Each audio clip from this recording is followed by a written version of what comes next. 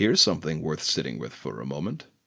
For nearly all of human evolutionary history, our ancestors spent the majority of their daylight hours outside, under the sun, in the open air. Not because they were health conscious, because there was no inside. There were no offices, no commutes, no buildings with fluorescent lights and climate control. The sun was simply the environment, unavoidable, constant, shaping biology in ways that took millions of years to fully embed. One of the things it embedded was this: the human body's ability to synthesize vitamin D from ultraviolet B radiation. Your skin, exposed to sunlight, converts a cholesterol derivative into a precursor molecule that your liver and kidneys then transform into active vitamin D. The whole system runs on light, has run on light for thousands of years. We are solar panels. Now consider what we do. Most Americans spend approximately 93% of their time indoors. We live at latitudes where UVB radiation is insufficient for vitamin D synthesis for 4 to 6 months of the year. We wear sunscreen that blocks UVB when we're outside, sometimes even when we're inside. And we work 9 to 5 behind glass, which filters out the UVB entirely. We have, in the span of a single century, removed ourselves almost completely from the environmental condition our biology was built around. And we're paying for it, quietly and visibly across an enormous range of health outcomes, without most of us knowing why. Today, we talk about vitamin D. What it is, what it does, the history of what happens when people don't get enough of it, and what you can do about it. Starting today.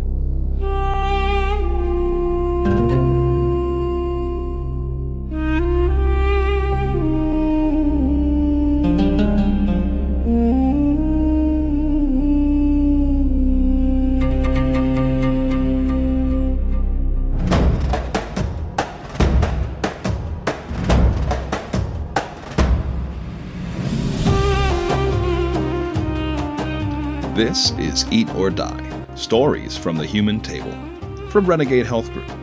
I'm Zach Sykes.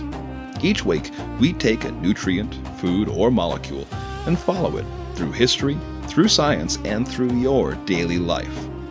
7 episodes in, today we're back to micronutrients, with what is arguably the single most impactful supplement most people could add to their lives today. Vitamin D. Technically a hormone more than a vitamin. We'll get to that. Deficient or insufficient in an estimated 1 billion people worldwide. In the United States alone, roughly 42% of adults are deficient.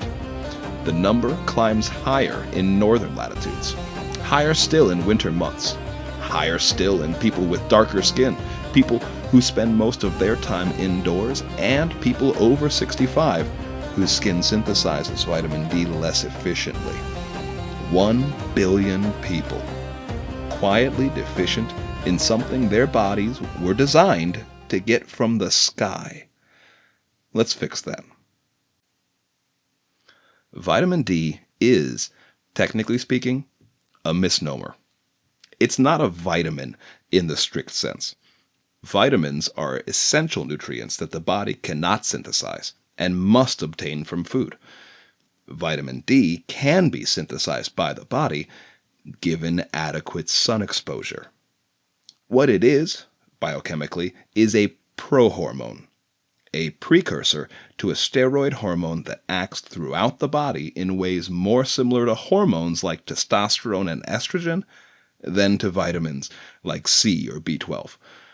This distinction matters because it explains the breadth of vitamin D's effects. Steroid hormones don't do one job. They regulate gene expressions across multiple tissues simultaneously. Vitamin D receptors are found in virtually every tissue and organ in the human body. The bones, the immune cells, the brain, the heart, the gut, even the pancreas and the lungs. When vitamin D binds to those receptors, it influences the expression of hundreds of genes. This is not a nutrient with one function. It is a regulatory molecule with system-wide reach. Now, there are two primary dietary forms: vitamin D2, or ergocalciferol. You see why we call it vitamin D2. It's found in some fungi and fortified foods.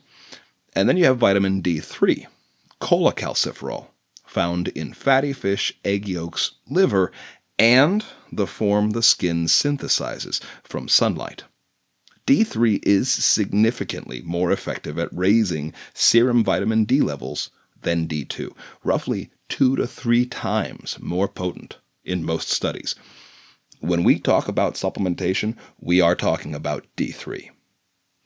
Now, dietary sources of vitamin D are, frankly, insufficient for most people at most latitudes for most of the year. Fatty fish, salmon, mackerel, sardines, those are your richest natural sources. Egg yolks and liver contribute meaningfully, and fortified foods, your milk with your added vitamin D, your orange juice, they contain small standardized amounts, but the quantities available from food alone cannot realistically replicate what adequate sun exposure provides. The food system was never meant to be the primary source. The sun was.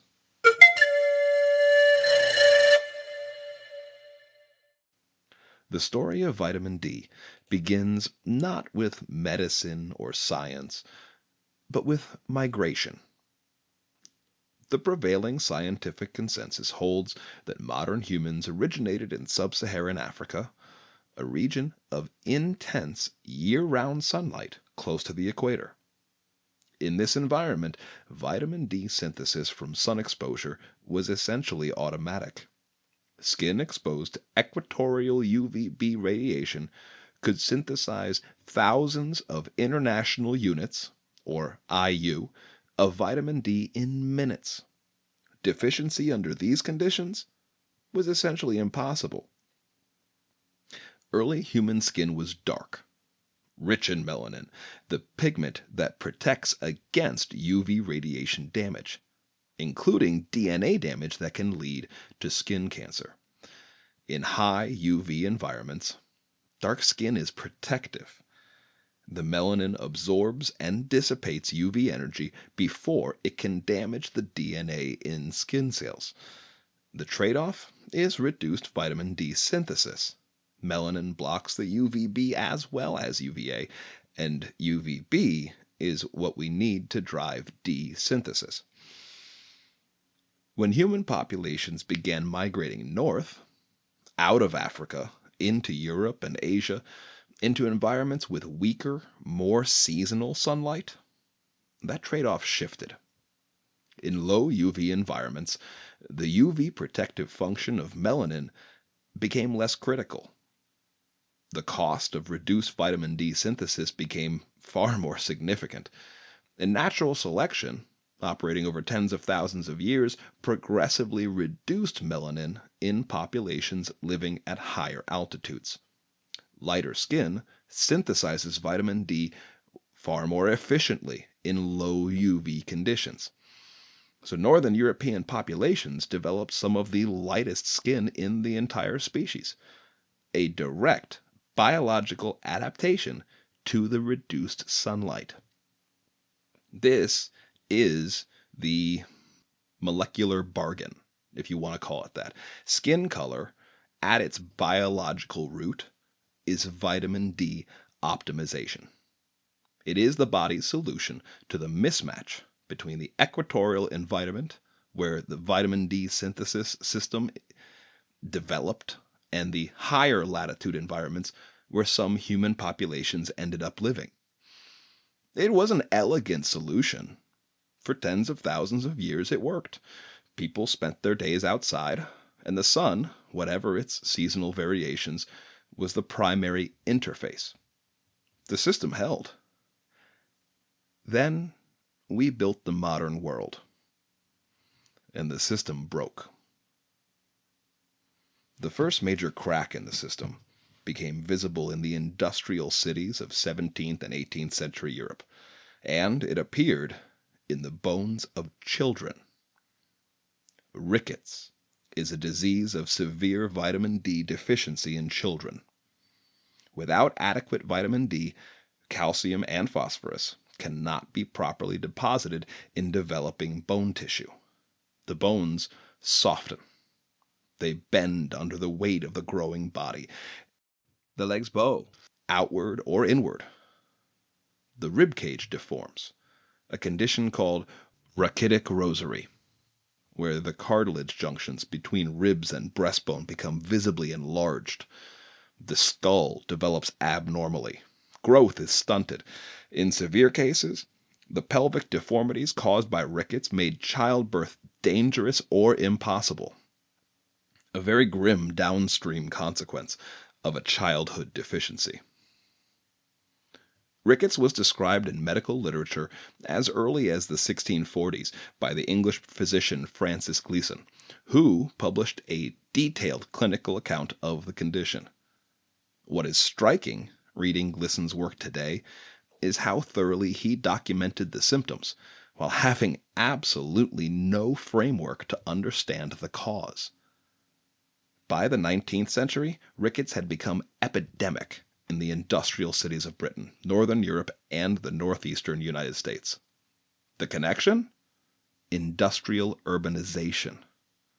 Children in these cities lived in dense, smoky, light-blocked urban environments, worked long hours indoors or in mines and factories, and spent little time in direct sunlight. The coal smoke that powered the Industrial Revolution also filtered the UV radiation that would have protected the children living beneath it. In some cities, estimates suggest that up to 80% of children showed signs of rickets. 80%!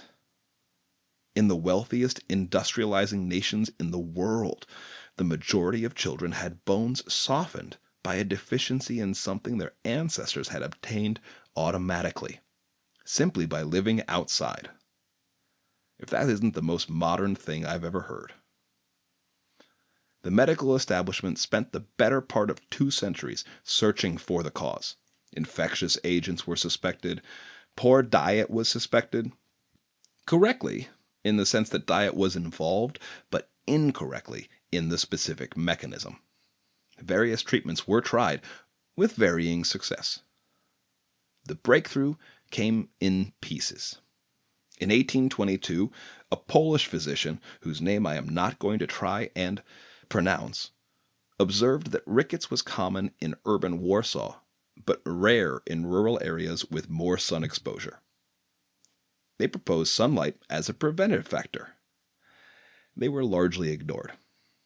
In 1890, British medical missionary Theobald Palm conducted a systematic geographical survey comparing rickets rates across different countries and climates, and concluded clearly that sunlight deprivation was the primary cause. He, too, was mostly ignored. It wasn't until 1919 that a German physician, Kurt Hulczynski, demonstrated in a carefully controlled experiment that ultraviolet light exposure could cure rickets in children. He treated 4 rachitic children with a mercury arc lamp, an artificial UV source, and documented complete resolution of their bone abnormalities. The sunlight hypothesis was finally proven. Almost simultaneously, American researchers Elmer McCollum and Marguerite Davis identified the dietary factor in cod liver oil that prevented rickets, isolating it, naming it vitamin D in 1922. The 2 discoveries, sun and dietary factor, were eventually reconciled when researchers understood that both were producing the same molecule in the body through different pathways. The practical solution was straightforward. Fortify the milk with vitamin D. Beginning in the 1930s, widespread milk fortification programs in the US and Britain essentially eliminated clinical rickets as a public health crisis within a generation. A disease that had deformed the bones of a significant proportion of urban children for 2 centuries was resolved largely by adding a few hundred IU of a fat-soluble vitamin to the food supply. Problem solved. Or so it seemed. Rickets is rare in the developed world today, but vitamin D deficiency is not. It has simply changed shape. The fortification programs of the 1930s were calibrated to prevent clinical deficiency disease, to keep serum vitamin D levels above the threshold where bones visibly fail. They were not calibrated to optimize the full range of vitamin D's functions across the body's tissues and systems. The amount of vitamin D added to fortified milk was enough to prevent rickets, but it was not enough to support immune regulation, mood stability, cardiovascular health, cancer surveillance, or the dozens of other processes that vitamin D receptors throughout the body are involved in. Meanwhile, the underlying behavioral mismatch, that indoor life, sun avoidance, sunscreen use, that's deepened rather than resolved. We spend more time indoors than at any point in human history. Office work, remote work, screen-based entertainment, climate-controlled environments, all of it keeps us away from the one environmental input our vitamin D synthesis system requires. And the consequences? Now that researchers are looking for them across the full range of vitamin D's biological functions rather than just bone disease, they're appearing everywhere. In immune function data, in depression and seasonal mood disorder research, in cardiovascular disease associations, in cancer incidence patterns, even in autoimmune disease prevalence. The Industrial Revolution put children in factories and blocked their sunlight with coal smoke. That sounds terrible. The Information Revolution put adults in offices and blocked their sunlight with glass and screens. The disease looks different. The mechanism is the same. We moved inside. The sun kept doing what the sun does. We just stopped meeting it. The professor is in, and today the professor is going to cover a lot of ground quickly, because the case for vitamin D is not made by any single dramatic mechanism, but by the sheer number of systems it touches. Pay attention. We are moving. Bone health. We start here because it is foundational and because the rickets story has already primed it. Vitamin D is essential for calcium absorption in the gut. Without adequate vitamin D, the intestine absorbs only 10 to 15% of dietary calcium. With adequate vitamin D, absorption rises to 30 to 40%. The difference is the difference between bones that mineralize properly and bones that don't. In adults, the consequence of long-term vitamin D deficiency is not rickets.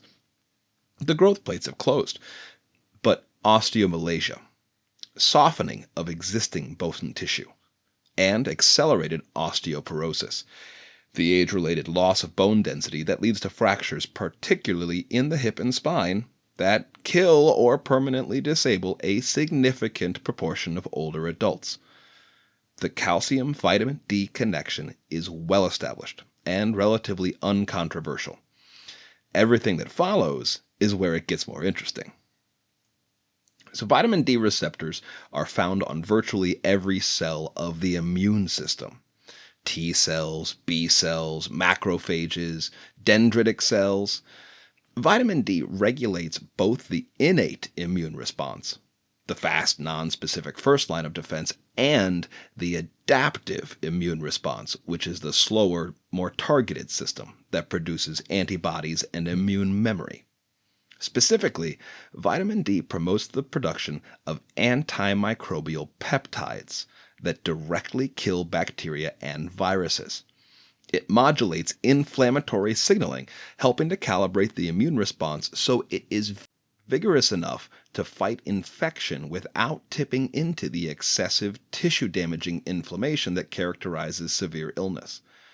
And it appears to play a regulatory role in autoimmune conditions, diseases where the immune system attacks the body's own tissues, with deficiency associated with higher rates of multiple sclerosis, rheumatoid arthritis, and type 1 diabetes. The geographical pattern of multiple sclerosis incidence, rare near the equator, dramatically more common at higher altitudes, that's one of the most compelling pieces of circumstantial evidence for vitamin D's role in autoimmune regulation. It is not definitive, but it is consistent. It has been replicated across multiple data sets, and it maps almost perfectly onto latitude-related vitamin D synthesis capacity. Now, vitamin D receptors are also present throughout the brain, including in regions involved in mood regulation, the hippocampus, the hypothalamus, the prefrontal cortex. Vitamin D influences the synthesis of serotonin and dopamine, the neurotransmitters most directly implicated in depression and motivation. Seasonal affective disorder, the winter depression that affects an estimated 10 million Americans and manifests as low mood, fatigue, hypersomnia, and carbohydrate craving during the months of reduced sunlight, it's almost certainly, at least in part, a vitamin D story. The seasonal pattern of symptoms maps directly onto the seasonal pattern of vitamin D synthesis capacity at northern latitudes. Light therapy is the standard treatment for seasonal depression, and it works through a related but distinct mechanism involving the circadian system and melanopsin receptors in the eye. Meta-analyses of vitamin D supplementation and depression outcomes show modest but consistent benefit, particularly in individuals who were deficient at baseline. This is not a claim that vitamin D cures depression. It is a claim that correcting deficiency in a system that affects neurotransmitter synthesis is likely to improve mood, and the data support that claim. Vitamin D receptors are also present in cardiac muscle cells and in the smooth muscle cells of blood vessel walls. Vitamin D regulates the renin-angiotensin system, a hormonal system that controls blood pressure. Deficiency is associated with higher rates of hypertension, heart failure, and cardiovascular events in large epidemiological studies. The mechanistic case is plausible and consistent. The intervention data, which were randomized controlled trials of supplementation on cardiovascular outcomes, it's more mixed, which is the honest assessment. The association between deficiency and poor cardiovascular outcomes is clear, though whether supplementation reverses those outcomes once established, that's less certain. The weight of evidence suggests that preventing deficiency is significantly more impactful than trying to correct it after decades of inadequacy. Now the big one, the cancer risk. This is the finding that, in my view, most urgently deserves wider public awareness. Multiple large prospective studies have found inverse associations between serum vitamin D levels and the incidence of several cancers. Most consistently colorectal cancer, but also breast cancer, prostate cancer, and pancreatic cancer.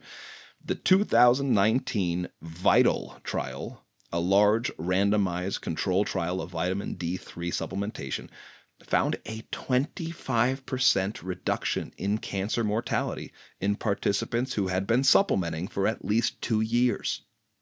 Not cancer incidence, cancer mortality.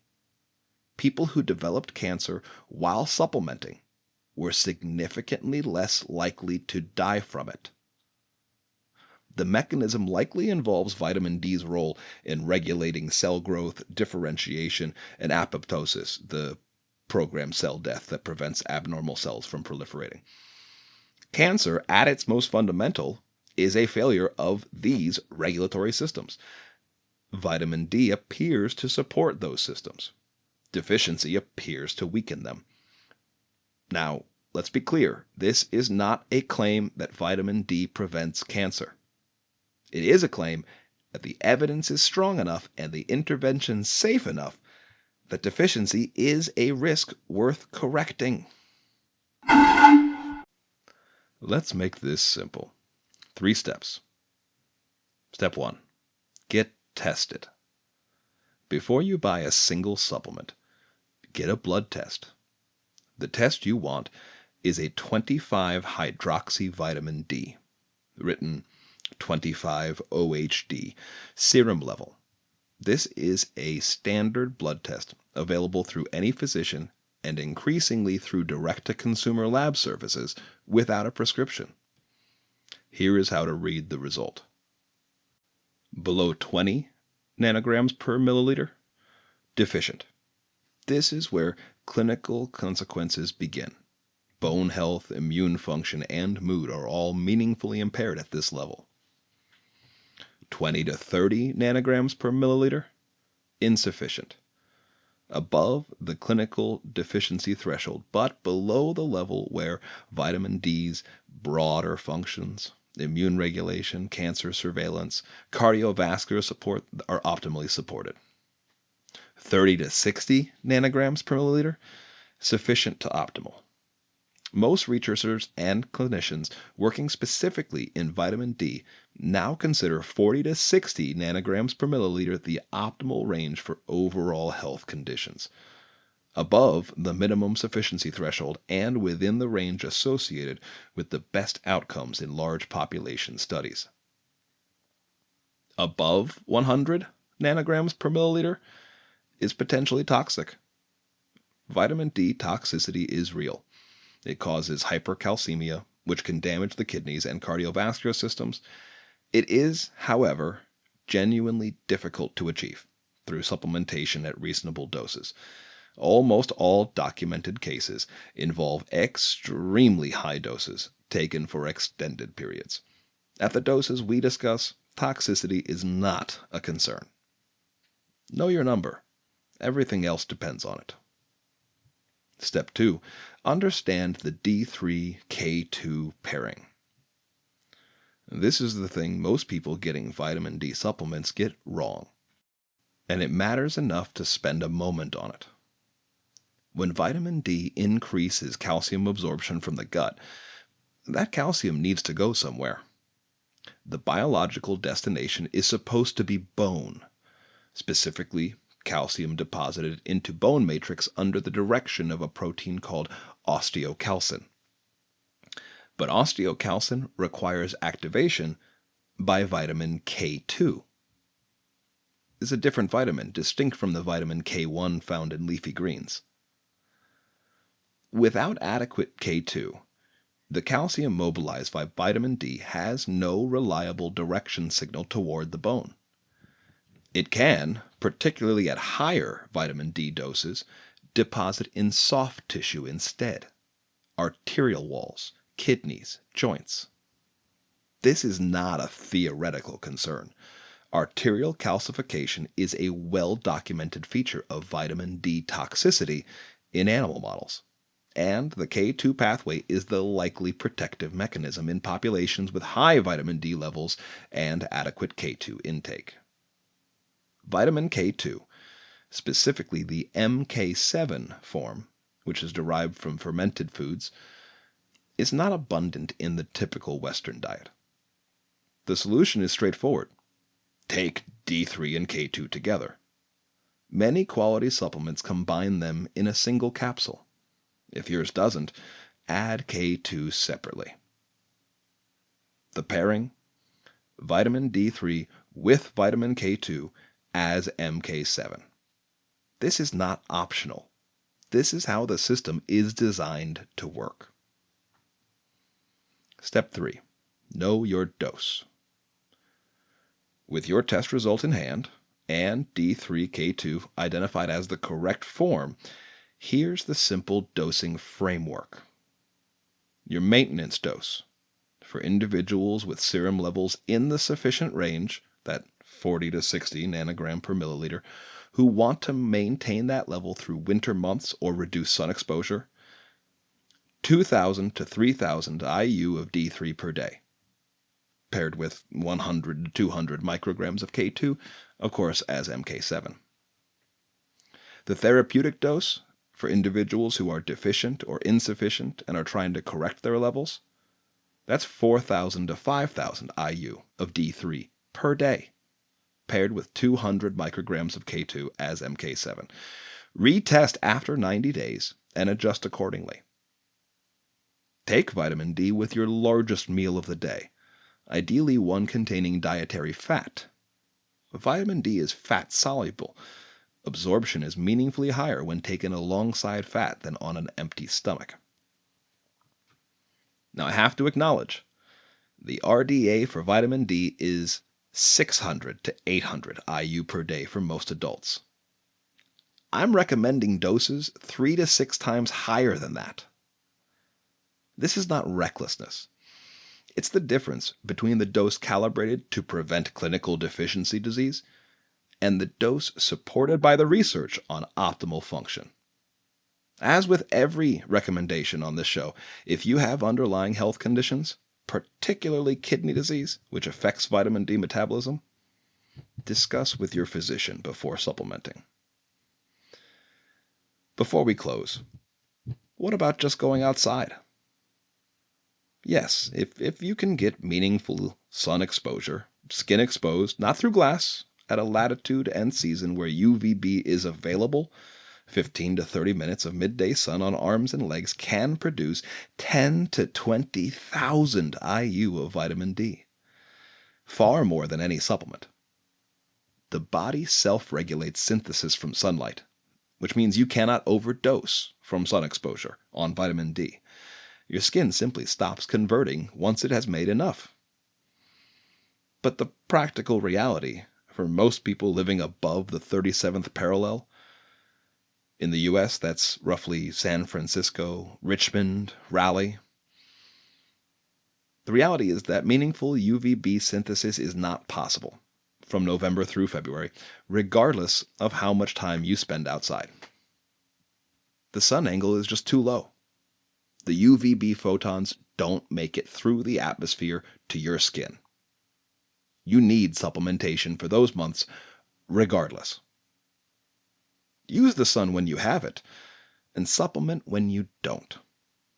And get tested so you know which situation you're actually in. For 200,000 years, your ancestors woke up and went outside. Not for their health, for their lives. To hunt, to gather, to tend crops, to build, to travel. The sun was not a wellness strategy.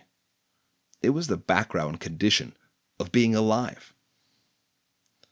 Somewhere in the last century, we moved that background condition indoors. And 1 billion people are now quietly running a deficit in a hormone-like molecule that their immune systems, their bones, their brains, and their cardiovascular systems were designed to have in abundance. The solution is not complicated. It's a blood test, a capsule, and occasionally some time in the sun. Eat accordingly. And maybe go outside.